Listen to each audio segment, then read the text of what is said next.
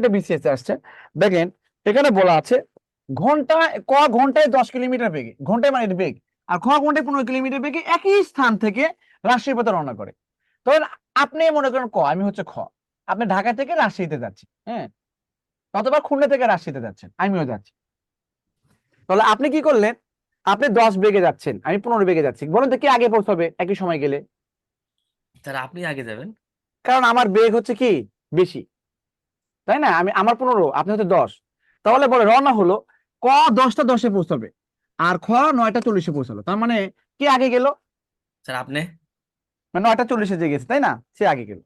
তার মানে সমস্যা। বলেন তো, এই 10 বেগে যাচ্ছে, যাচ্ছে 15 বেগে, পৌঁছালো 10টা 10-এ, পৌঁছালো কত? 9টা 40-এ।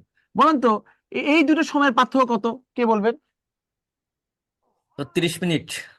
30 মিনিট। মানে গেল কয়টায়? 9টা 40-এ, আর তার 30 মিনিট পর হচ্ছে ক পৌঁছে গেছে ওই জায়গায়। বুঝতে পারছেন? ধরেন গাবতলী বাস স্ট্যান্ড, হ্যাঁ, গাবতলী বাস স্ট্যান্ড থেকে দুটো বাস ছাড়লো, হ্যাঁ, তাহলে একই সময়ে একটা বাস গেল 9টা 40-এ, আর একটা বাস আসলো 10টা 10-এ। তাহলে কি 30 মিনিট পার্থক্য না? 30 বেশি মানে কি? ওটাই তো পার্থক্য, কম হোক আর বেশি হোক পার্থক্য। তাহলে বলেন তো, ধরি ধরি ওই নির্দিষ্ট স্থান থেকে রাষ্ট্রীয় দূরত্ব কত? x কিলোমিটার, হ্যাঁ, ধরি দূরত্ব দূরত্ব কত? x কিলোমিটার, হ্যাঁ, x কিলোমিটার। তাহলে কি হবে?